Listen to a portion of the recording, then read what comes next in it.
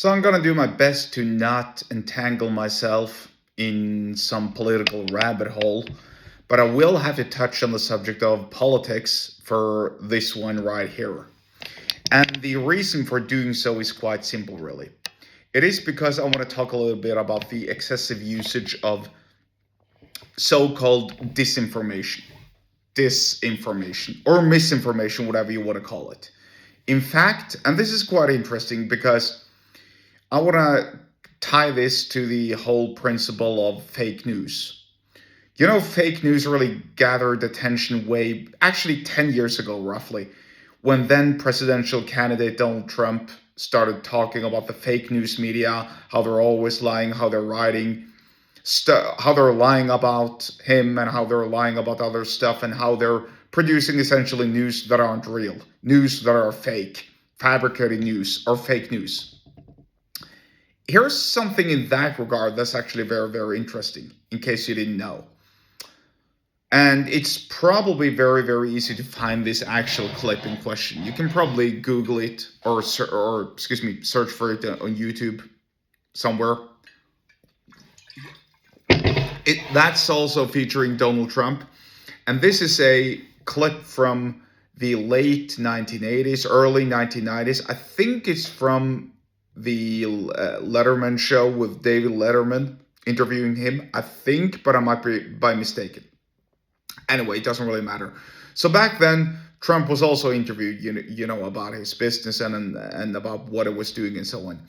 And back then, almost 40 years ago, he was talking about how the media wasn't always honest, how they wrote stuff that wasn't necessarily true and so on, how I forget the exact verbiage he used, so I'm not going to put words in his mouth, but it was clear that he was suggesting and alleging way back then that the media was fake. That the news were fake, that the media were fabricated fake news. So this has always been the story, really. And, now that I think about it, if you, and Joe Rogan and actually Ken McCarthy have both talked about this, William Randolph Hearst and Harry Anslinger, who coined the term, I think, yellow journalism.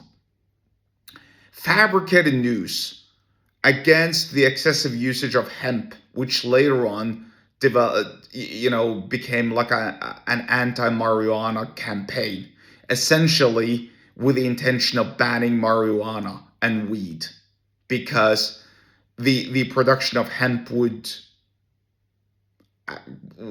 actually outcompete the usage of hemp rather would actually, I'm going to have to be very, very careful so I don't speak out of line here or out of character, but based on what I understand is the then production or the then usage of hemp way back in the day would have actually dominated and outcompeted the production and usage of paper, which William Randolph Hearst owned a lot of. So anyway, long story short, be that as it may, fake news has always been there. Now, when I hear somebody like the former New Zealand Prime Minister Jacinda Ardern talking in, I think it was some UN meeting, some UN reunion, where she was talking about these dangerous weapons of disinformation and misinformation. That's the same Prime Minister who stood behind the authoritarian rule of internating and locking down people who visited their country during the COVID era or pandemic, essentially putting them in what appeared like slave camps or prison camps, really, locked down, locked in. And so now they're arguing, and I'm not saying that necessarily that she's doing, but she's representing a viewpoint, a political standpoint. And no, I'm not going to deep dive into politics here. That's for a later occasion. In fact, I don't really even do politics, but in the context of persuasion, this is very, very important to talk about. This sort of attitude that Jacinda Ardern at that time certainly represented, I don't know about now, but certainly at that time, is essentially censorship. And they're using the the description of fake news, misinformation, disinformation to describe legitimate criticism that they don't want any part of.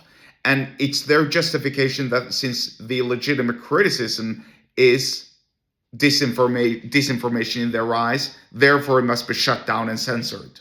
This is so dangerous. This is a very, very slippery slope.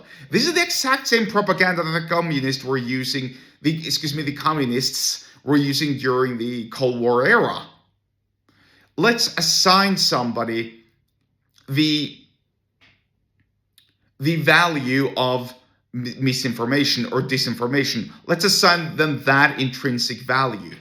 And then everyone with that intrinsic value, let's put them in a place, either in a digital prison, either in some sort of a, almost like a pillory where, you're essentially locked. I don't know if you've seen a pillory, but it's essentially a plank, where your head is being, your head and your hands are locked in a plank, essentially. That's a pillory. And that's essentially what they want to do. They want to handcuff you. They don't want you to speak out against them. That is their reasoning for calling everything that you say disinformation, even though it's legitimate criticism, such as, for instance, the COVID vaccine. Asking legitimate questions about the COVID vaccine, about how necessary it was to introduce it that fast. Would it work? The mRNA technology, etc. That was misinformation way back then. Also, the protests against using masks, which we now know was just nonsense and bullshit. You ain't gonna stop a virus from wearing this face mask. Everyone knows that.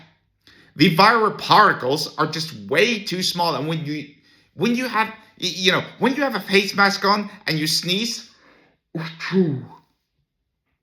are you telling me that face mask protects everyone around you? Are you telling me that there aren't any particles shooting out through your nose and mouth? Of course not. It's just dumb to claim otherwise. But that was fair and just criticism. Also the lockdowns, they were unproductive. Why would you lock down an entire population when there is a virus that's not really that dangerous? Certain people die, but they're old and sick, and they were going to pass away either way from some viral illness, be it the regular flu, a lung disease, or COVID. Those were fair criticisms and questions and pushbacks. But that was all categorized as misinformation, disinformation. And yes, I'm going on a rant here because I'm actually getting quite emotional about it. But this is just the tip of the iceberg. This is what they're doing. And this might be what the far right is doing now with the Iran war. Oh no, you can't speak out against the invasion of Iran because that's disinformation. All the missiles you see that Iran are shooting out is disinformation. It's fake news. See, it goes both ways. My point is, if you're going to assign somebody the value of promoting fake news or lying or disinformation or some such, then you're doing a most poor way of persuading other people. Because maybe you can force them to shut their mouths, but you'll never force them to alter their thoughts. Think about that. You can make them lie, but you can never make them lie to themselves. Think about it. And that's the main lesson of today's video with respect to persuasion. If you want to learn more, then go subscribe to my email list. The link to do so is in the episode description wherever you're watching and or listening to this. And I'll see you there.